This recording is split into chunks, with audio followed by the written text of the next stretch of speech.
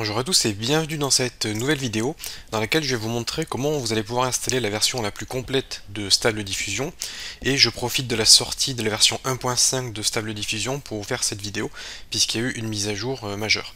Alors j'avais déjà publié une vidéo qui s'appelait comment installer Stable Diffusion en local, console plus web, puisque c'était une interface qui fonctionnait en ligne de commande ou via votre navigateur web. Et cette vidéo est toujours d'actualité. Il s'agit d'une version de Stable Diffusion très simple que je vous conseille d'installer si vous débutez avec Stable Diffusion. C'est vraiment une version qui est parfaite pour débuter.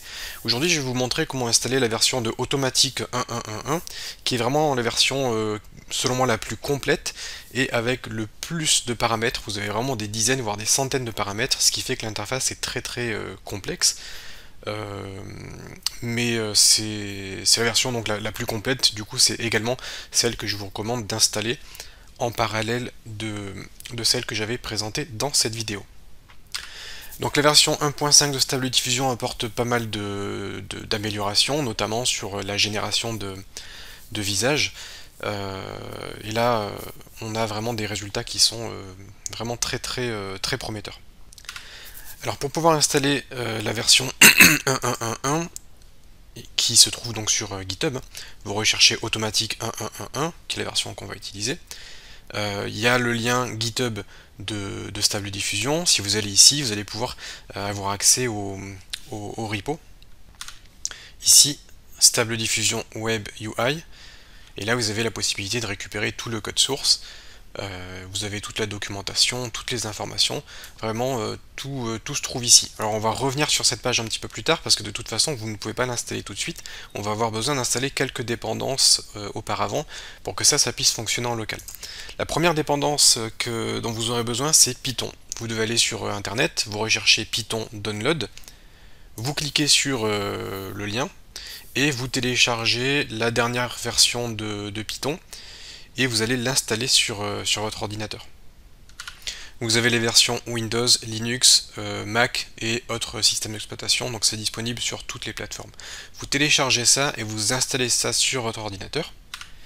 Et à un moment donné dans l'installation, vous allez avoir donc une fenêtre au départ qui va vous demander est-ce que vous voulez ajouter Python au pass, au niveau des variables d'environnement. Vous allez cocher cette case. Vous cochez bien cette case et ça va vous permettre d'ajouter Python à votre variable d'environnement, de pouvoir l'utiliser en ligne de commande. C'est très important pour la suite. Donc voilà, Python, vous installez ça. Ensuite, il va falloir installer Git. Donc pareil, vous allez sur internet, vous marquez Git Download et vous allez sur le site officiel de GitCM et là vous allez télécharger Git pour Mac, Windows ou Linux selon votre système d'exploitation. Vous cliquez sur Download Git et vous installez Git sur votre ordinateur. Alors normalement ça fonctionne directement, si jamais vous avez le moins de soucis, vous essayez juste de redémarrer votre ordinateur, mais normalement ça devrait fonctionner du premier coup une fois que c'est installé. Alors, une fois qu'on a fait ça, on va pouvoir récupérer la version Stable Diffusion de Automatic 1.1.1 et l'ajouter sur notre ordinateur. Donc là vous voyez que j'ai un dossier sur mon ordinateur, dans le disque D, et quelque part ici. Créez un dossier sur votre ordinateur où vous allez souhaiter installer Stable Diffusion. Attention, selon ce que vous allez installer, il va vous falloir pas mal d'espace. Comptez peut-être 10 Go d'espace, mais dans mon cas, il y a beaucoup plus que ça qui est nécessaire, puisque j'ai installé plein de modèles. Donc les modèles, en gros c'est les bases de données d'entraînement de l'IA. Par défaut on n'en a qu'une seule, celle qu'on va installer ensemble, mais vous pouvez en avoir plusieurs en parallèle, et pour ma part je crois que mon dossier doit faire entre 30 et 40 Go, donc prévoyez au moins 10 Go, tout ça pour vous dire qu'il va falloir un petit peu d'espace. Ensuite vous pouvez ouvrir une fenêtre de commande, ici, et vous allez vous rendre à l'endroit où se trouve votre dossier. Donc moi j'ai créé un dossier qui s'appelle formation qui est dans D. Donc je marque D 2 points, ce qui me permet d'aller dans le disque D, et ensuite je vais juste copier ce chemin là, donc copier, et je vais le coller ici. Alors d'ailleurs non, je vais faire CD et je vais coller ça, ce qui va me permettre de naviguer dans ce dossier là. Et ensuite une fois qu'on est là, on va faire un git clone Donc git, ben, c'est la commande git, clone c'est ce qui va permettre de cloner un repo, et le repo qu'on va souhaiter cloner c'est celui-ci. Donc pour cela, on est sur la page de Stable Diffusion, on clique ici sur la petite flèche qui se déplie, et là vous avez le lien vers le repo. On va le copier comme ceci. On retourne dans notre invite de commande, donc on a fait git clone, et on colle l'URL vers le repo. On fait entrer, et là on voit que ça fait le travail, cloning into Stable Diffusion Web UI. Donc là on voit que c'est en train de télécharger les ressources en ligne et de les installer ici. C'est en train de copier tous les fichiers et de les mettre là. Donc là vous allez avoir le code source de Stable Diffusion sur votre ordinateur, et tout devrait fonctionner. Donc là on voit que c'est terminé. Ça ne va pas fonctionner tout de suite, parce qu'on a encore besoin de dépendances. Alors là, je ne peux que vous inviter à lire la documentation, en fait, directement sur cette page-là. Vous allez avoir tout un tas d'informations, et je vous invite vraiment à lire la documentation. Vous avez installation et lancement. Vous avez accès au wiki ici, avec toutes les dépendances. On vous explique comment installer ça, donc il faut Python, il faut Git, il faut télécharger, là c'est ce qu'on a fait. Ensuite on a besoin d'avoir les dépendances, ici on parle du modèle, les modèles c'est ce que je vous ai expliqué, c'est un petit peu comme une base de données qui a servi d'entraînement pour l'intelligence artificielle. En gros c'est une base de données de milliers d'images que l'intelligence artificielle va pouvoir utiliser pour générer du coup les images. Donc on a besoin de ça, ensuite on a besoin de GFPGAN ici, qui est un petit outil qui permet d'améliorer les visages des personnages qui ont été générés. Et ensuite, on vous demande de lancer cette commande-là. Et comme je vous l'ai dit, vous avez toute la documentation. Là, j'ai cliqué sur dépendance, vous avez toute la documentation. Je suis sur le wiki. Donc sur le wiki, vous avez des détails, vraiment pas mal de détails. Vous avez un menu à droite avec tout un tas d'infos, parce que ma vidéo ne sera pas suffisante, étant donné que le logiciel est mis à jour plusieurs fois par semaine. Forcément ma vidéo elle sera obsolète dès la semaine prochaine, puisqu'il y aura plein de nouveautés. Donc il va falloir apprendre à lire la documentation pour pouvoir vous débrouiller par vous-même lorsque vous ne trouverez pas l'information que vous recherchez. Donc là vous avez toute la doc qu'il vous faut pour bien travailler avec Stable Diffusion. Bon, en tout cas, moi je vais vous expliquer les choses essentielles. On nous demande de télécharger le modèle ici et de le coller dans le modèle, dans le dossier modèle. Alors ce modèle, je vous donnerai le lien, mais vous pouvez le retrouver sur internet, hein. Vous avez juste à marquer Stable Diffusion modèle, et vous allez finir par tomber sur le site de Hugging Face, qui est le site qui répertorie donc les différents modèles, sachant que jusqu'ici on était en modèle 1.4, et là comme je vous l'ai dit, il y a le 1.5 qui est sorti très récemment, et qui génère vraiment des images époustouflantes. Alors il vous faudra un compte Hugging Face pour pouvoir le télécharger. Et c'est gratuit, hein. Il vous faudra juste un compte. Ensuite, ici, vous avez la possibilité de télécharger le modèle. Vous avez deux modèles, un qui fait 4 Go et quelques, et un qui fait presque 8 Go. Alors moi j'ai les deux parce que j'aime bien faire des essais, plein de comparaisons, parce que ça génère pas exactement les mêmes images. Si vous devez en choisir qu'un seul, vous allez prendre la version allégée, qui est la version que je vous conseille d'utiliser. Mais si jamais vous voulez faire un petit comparatif, vous pourrez utiliser l'autre version. Je ferai des vidéos pour vous montrer un comparatif des images. Mais voilà, juste cette version-là est largement suffisante, la version qui fait 4 Go. Donc vous allez cliquer dessus pour le télécharger. Vous voyez que moi ça marche, mais vous, ça ne marchera peut-être pas si vous n'avez pas un compte chez Hugging Face. Et également, moi j'ai déjà accepté les conditions d'utilisation, mais lorsque vous allez sur cette page-là, normalement vous avez une petite case à cocher quelque part ici, et vous devez accepter les conditions d'utilisation pour pouvoir accéder à ces fichiers-là et à lancer le téléchargement. Donc une fois que le téléchargement est terminé, vous aurez le fichier sur votre ordinateur, et on a une autre dépendance à installer qui est le GFPGAN. Alors pareil, le GFPGAN, vous pouvez simplement chercher sur Google Download Stable Diffusion GFPGAN, et vous finirez par tomber sur tout un tas de liens qui parleront donc de ça, ou sinon vous avez le repo, tout simplement le repo GitHub. Et si vous regardez un petit peu, alors déjà juste un petit comparatif. À gauche c'est une image qui serait générée, qui est un peu ratée, et à droite c'est exactement la même image, avec le petit algorithme de GFPGAN qui retravaille un petit peu le visage, pour justement que le résultat soit parfait. Donc voilà à quoi sert GFPGAN. Et donc vous allez pouvoir récupérer ce logiciel, ce petit utilitaire.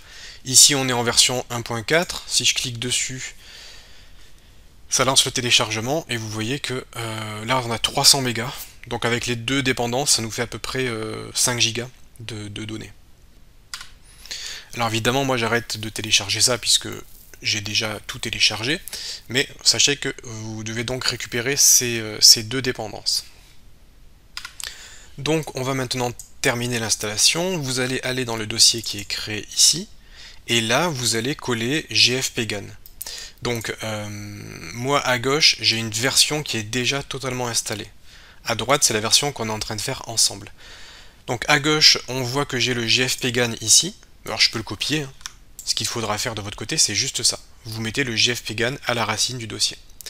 Et ensuite il faudra aller dans Models ici, dans Stable Diffusion, et là on vous dit de mettre les checkpoints ici. Donc les checkpoints c'est les modèles, c'est les bases de données comme je vous ai expliqué.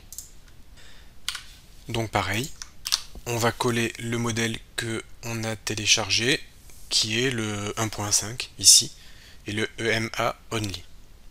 Et une fois que vous avez fait ça, vous retournez dans le dossier Web UI, et on va juste faire une petite modification ici. Vous avez le web UI-user.bat, on va faire clic droit et modifier, et là on va juste marquer git clone,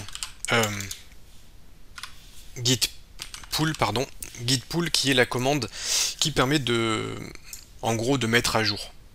Git pull ça veut dire récupère toutes les nouveautés du package en ligne et installe-les ici. Donc on va juste ajouter ça qui permet de faire donc ce que je vous ai expliqué ici. CTRL S pour enregistrer, on quitte. Et maintenant on va double-cliquer dessus. Donc on double-clique, alors le premier lancement risque d'être très très long, parce que le premier lancement va installer tout un tas de dépendances, notamment ici, PyTorch. Je ne veux pas dire de bêtises, de mémoire ça doit peser au moins 2 gigas, je ne veux pas dire de bêtises, mais c'est quelque chose comme ça. Donc ça va mettre pas mal de temps. Et en plus de ça, ça va installer tout un tas d'autres dépendances qui vont servir à faire fonctionner donc tout Stable Diffusion en local. C'est pour ça que je vous ai dit il faut prévoir au moins 10 Go d'espace disque de libre. Donc c'est très long, selon votre connexion internet, ça peut même prendre plusieurs heures. Soyez patient, je vais mettre la vidéo en pause le temps que toute la moulinette se fasse.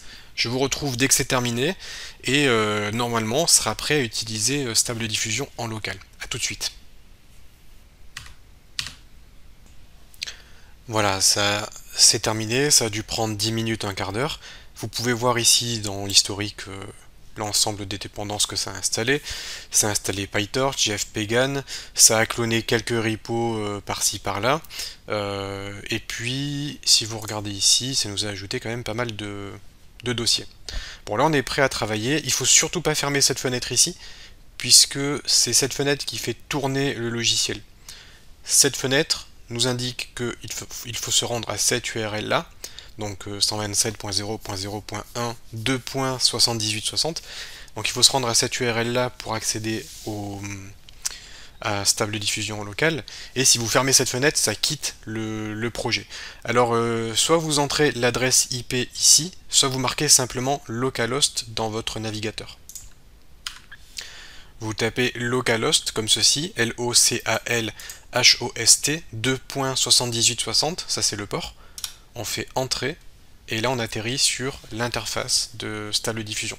Bon, l'interface est très complexe, je ferai une vidéo à part entière pour vous présenter un petit peu les différents paramètres, puisqu'il y a vraiment beaucoup de choses à dire. Si vous regardez dans les settings, il y a vraiment des tonnes et des tonnes de choses. Alors d'ailleurs, juste, je vais quand même décocher ça, parce que ça sauvegarde automatiquement les images sur votre disque dur. Je veux pas sauvegarder les grilles. Sinon, à chaque fois que je vais générer des images, ça va tout sauvegarder sur mon ordinateur. Donc je vais décocher ça. Bon voilà, là c'est tout ce que je vais faire ici, mais vous avez donc plein d'informations, je ferai une vidéo à part entière. En très bref, on a les settings, on a Train qui permet d'entraîner vos propres images. Si vous voulez mettre des photos de vous pour que Stable Diffusion soit capable de vous générer.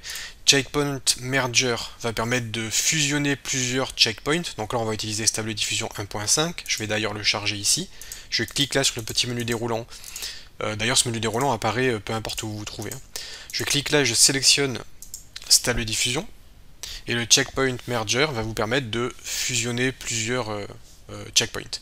PNG Info, vous faites glisser votre image et ça va vous donner des informations sur votre image. On peut par exemple récupérer le texte qui a servi à générer l'image pour générer quelque chose de similaire. Dans Extra, c'est des outils supplémentaires. Moi, j'utilise cet onglet surtout pour agrandir les images, puisque je génère des images petites, parce que ça demande beaucoup de puissance de calcul. Et les images qui me plaisent, à ce moment-là, je les emmène ici, et je fais un coup de srgan x4 pour multiplier par 4 la taille de l'image, et avoir quelque chose en haute résolution. Le Image to Image, vous faites glisser une image et vous générez une image similaire, basée sur l'image, et le Text to Image, qui est en fait l'outil qu'on utilise en général, qui permet de générer une image à partir d'un texte, tout simplement. En bref, vous avez les méthodes de génération d'images ici. J'ai déjà fait des vidéos sur ça. Vous avez la largeur et la hauteur de votre image.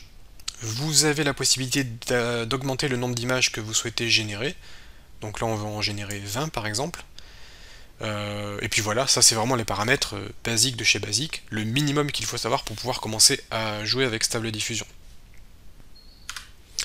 Je vais aller sur Stable Diffusion France, je vais me rendre sur la galerie des exemples pour récupérer un exemple juste pour tester que ça fonctionne bien. Je vais copier ça, donc on va prendre tout ça, clic droit, copier. Je vais faire clic droit, coller pour coller le prompt ici. Et je clique sur Generate pour générer les images.